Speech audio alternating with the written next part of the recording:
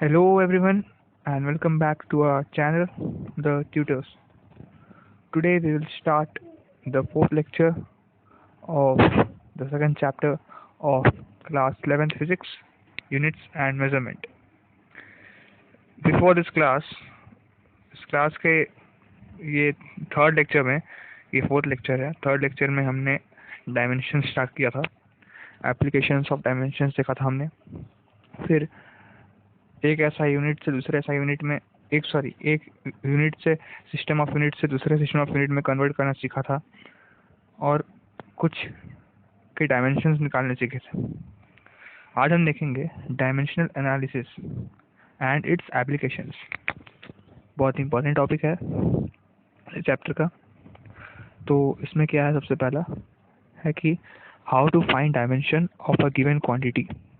एक given quantity का dimension, physical quantity का डायमेंशंस को फाइंड करने के लिए हमें क्या करना पड़ता है, कैसे करना पड़ता है। तो इसमें 3 स्टेप्स है जो हम करेंगे तो उसका डायमेंशन पता चलेगा हमको। स्टेप 1 है कि पहले right the formula of the given quantity. जो क्वांटिटी दी है आपको जो क्वांटिटी दी गई है उसका फॉर्मूला आपको लिखना है। सेकंड स्टेप है break it into fundamental quantities. उसके फंडामेंटल क्वांटिटीज में इसको ब्रेक करना है।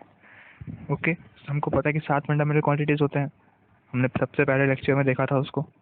और स्टेप 3 है dimension, put the dimension and further simplify. फिर वो फंडामेंटल क्वांटिटीज का डायमेंशन फॉर्मूला डालना है और उसको सिंप्लीफाई करके हमें आंसर निकालना है। बहुत ईजी है। तो हम कुछ एग्जांपल्स स्टार्ट करते हैं।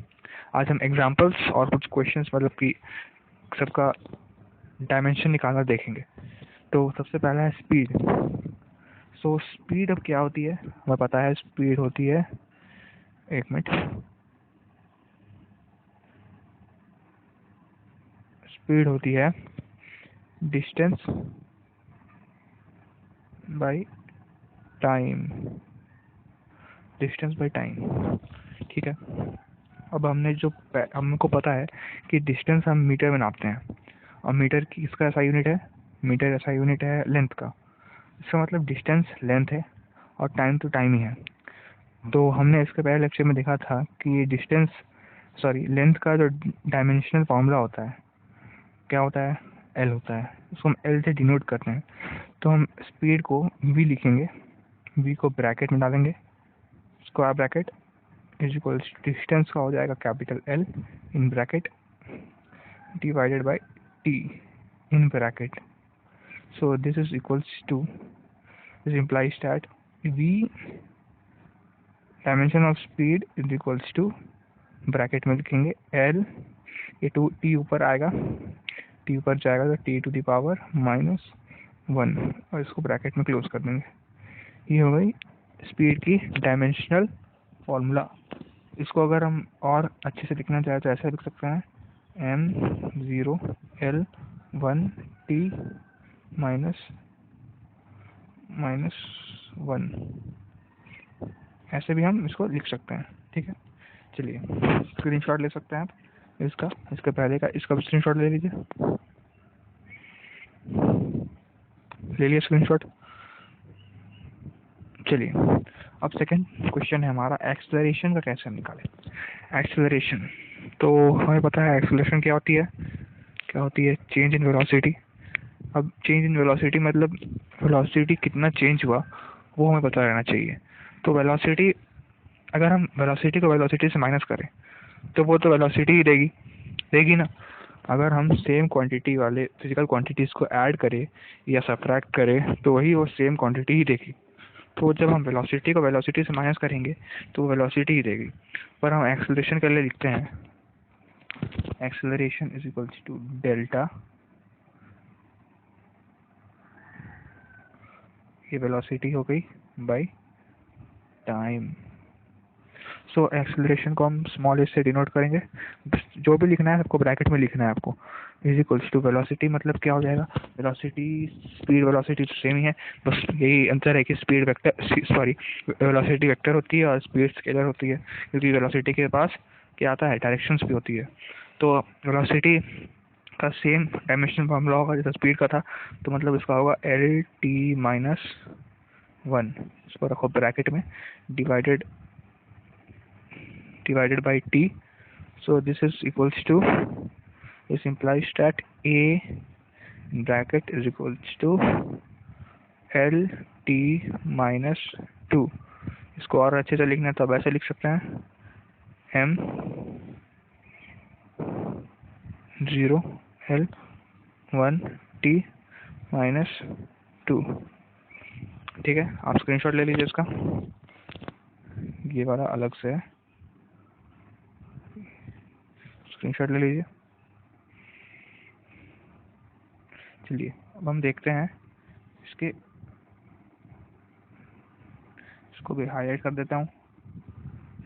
चलिए, हाँ अब आया फोर्स।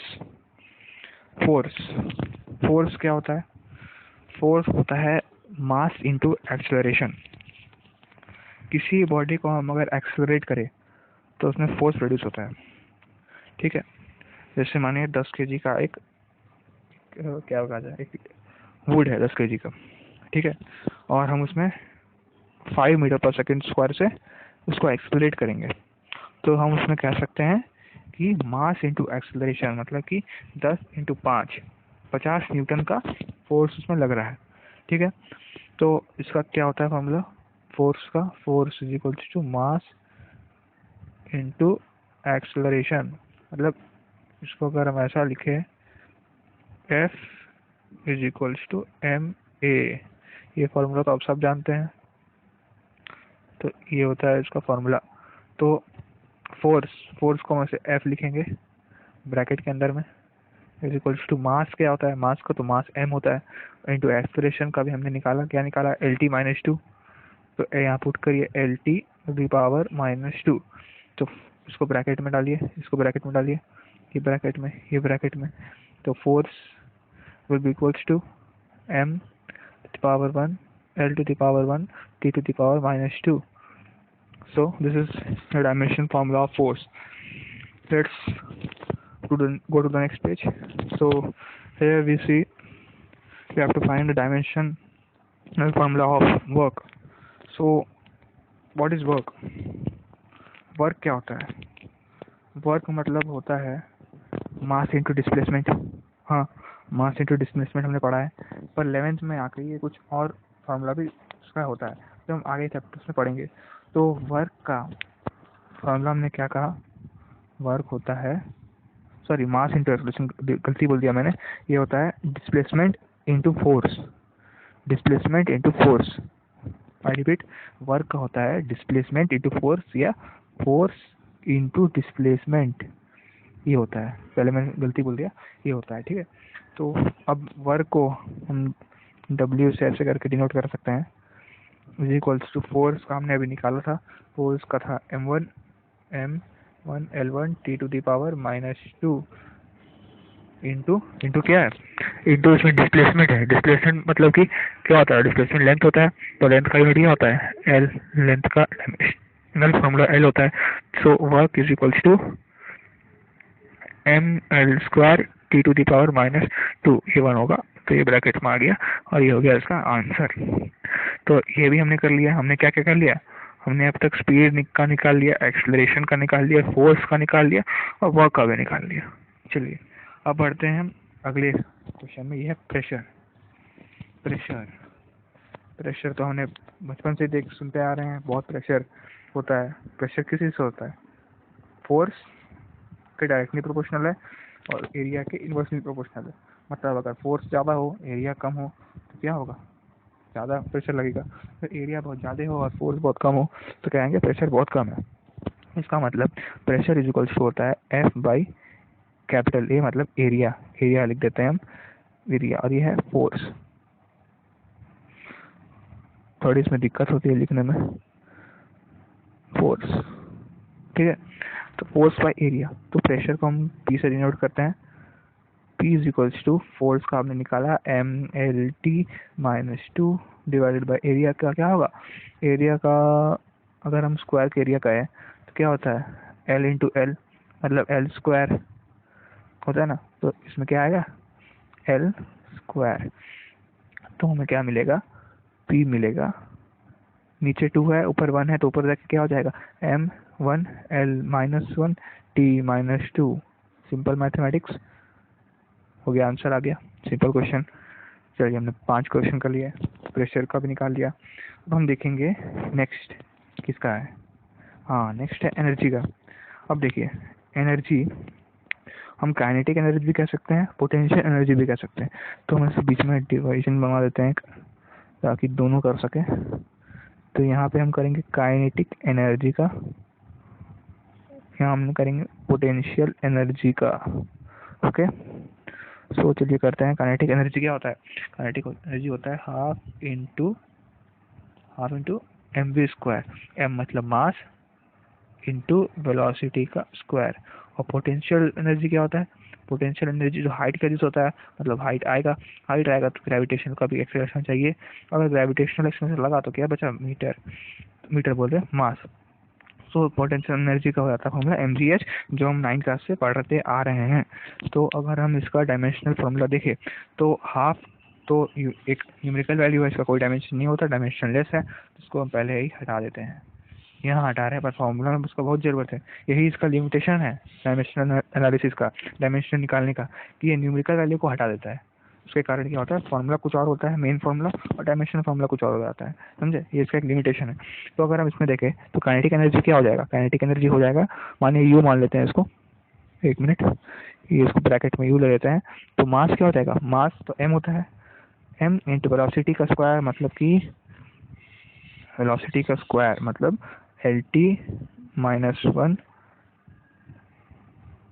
एक मिनट, इसको हम नीचे लिख देते हैं अच्छे से। So U is equals to m into LT-1 to the power 2।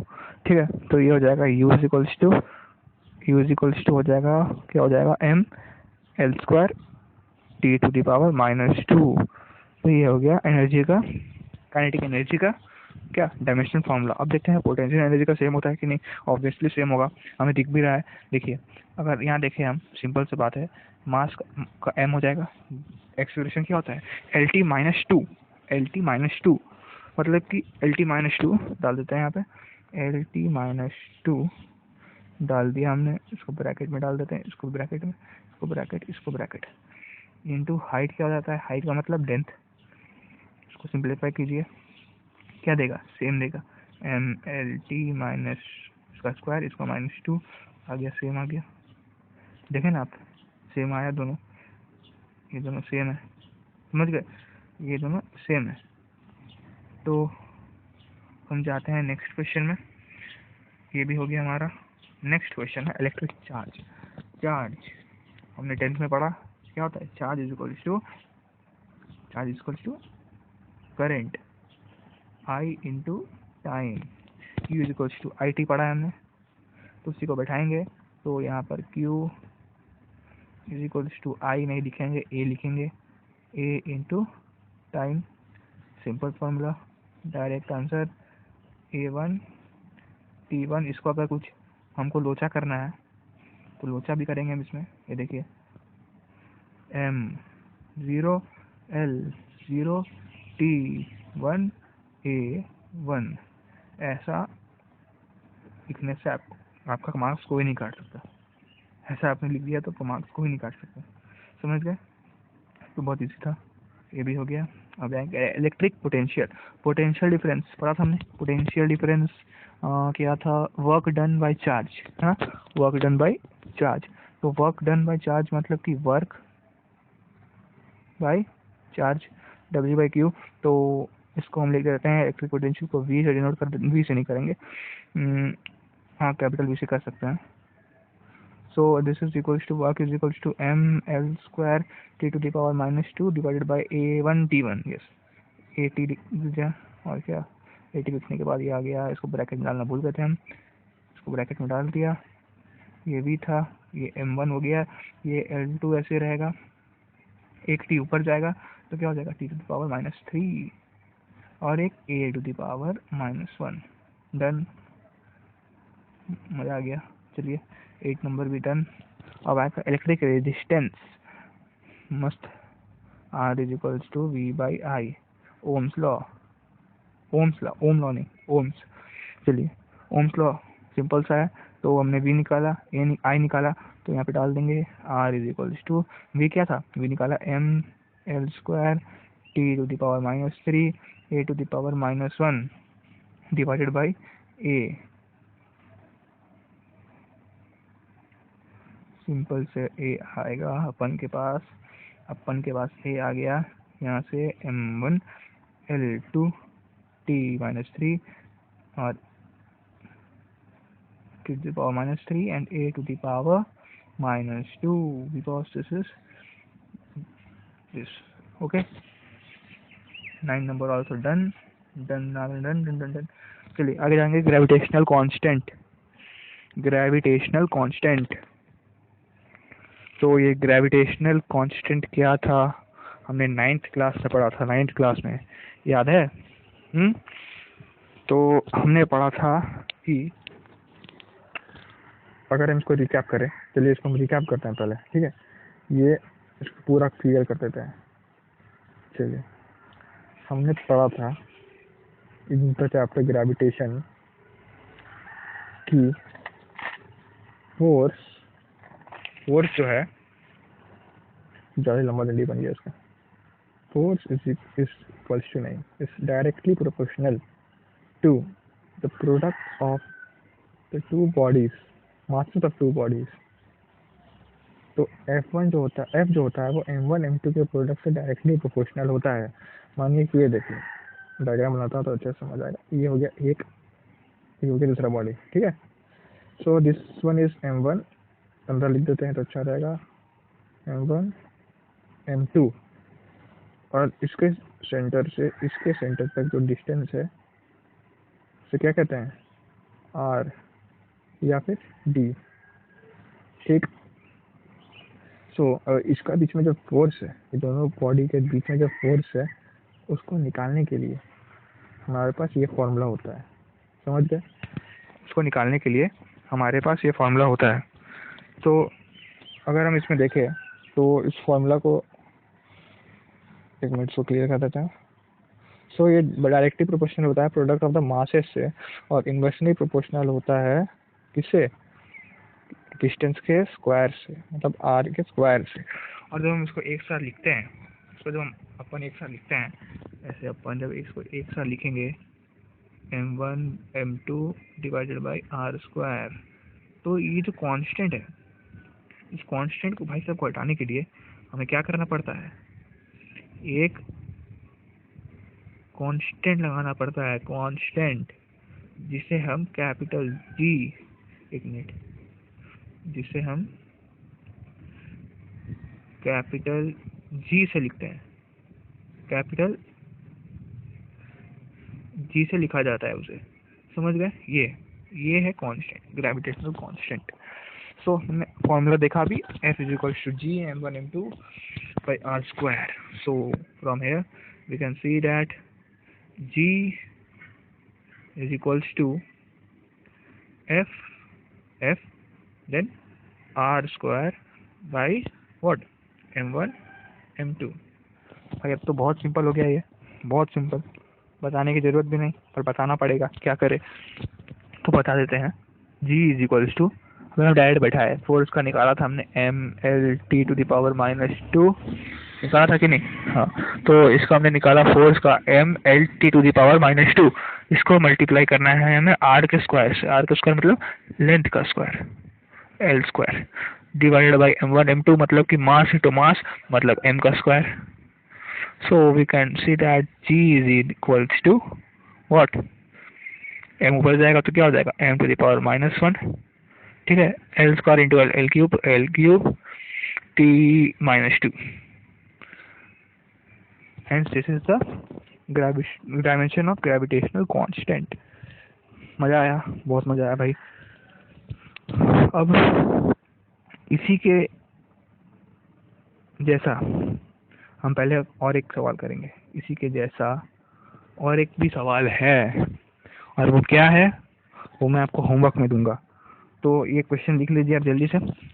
Question भाई साहब कहाँ गए, हाँ इसको लिखिए, फाइंड द डायमेंशन ऑफ के इन द फॉर्मूला इन, ये आपका होमवर्क लिख देता हूँ मैं ऊपर में, होम वर्क। अभी तो होम में वर्क करना है, वर्क फ्रॉम होम या होम फ्रॉम वर्क, जो करना है करिए बैठकर। तो अब इसको अच्छे से डार्क हैंड राइटिंग में इसको हम लिख देते हैं फॉर्मूला को। ये जो है इसमें आपको ये जो एक फॉर्मूला है k into Q1 into Q2 divided by R का स्क्वायर। इस फॉर्मूला में आपको k का डायमेंशन निकालना है, जिसमें Q1 और Q2 क्या है, चार्ज है, और R है डिस्टेंस, और F तो पता है, F फोर्स है। K का डायमेंशन निकालिए घर बैठे बैठे, K का डायमेंशन निकालिए, होमवर्क कीजिए, फिर हम मिलेंगे। तो अब हमारा आज का लेक्चर समाप्त होता है, यहीं पे अपना लेक्चर हम रोकेंगे। और आपके लिए गुड न्यूज़ है, इस लेक्चर के बाद हम मैथ्स का वीडियो भी डालना शुरू करेंगे। मैथ चैप्टर 1 सेट्स हैं जो उसका पहला इंट्रो मैं लूँगा, उसके बाद भी शायद मैं ले सकता हूँ या फिर कोई और भी ले। तो आज का फिजिक्स का लेक्चर 4 यहाँ ख़त्म होता है। So please like the video, subscribe it, comment, so that we would see are you doing or not. Please comment it. I am giving you DPPs daily so that you can do the DPP कीजिए और उसका answer भी डालिए। Answer डालेंगे तो हमें लगेगा कि हाँ कुछ हमारा मेहनत काम आ रहा है। और शेयर करना मत भूलिएगा, हमारा चैनल है द ट्यूटर्स, ठीक है, इसको शेयर करिए जितना से ज़्यादा हो सकता है। #free education for all, ये हैशटैग डाल के शेयर कीजिए। और नेक्स्ट वीडियो में हम देखेंगे प्रिंसिपल ऑफ होमोजेनिटी, बहुत मस्त टॉपिक है, उसे कंप्लीट करेंगे, उसके बाद एरर्स पढ़ेंगे। ठीक, तो thanks for watching, bye bye, stay tuned, take care.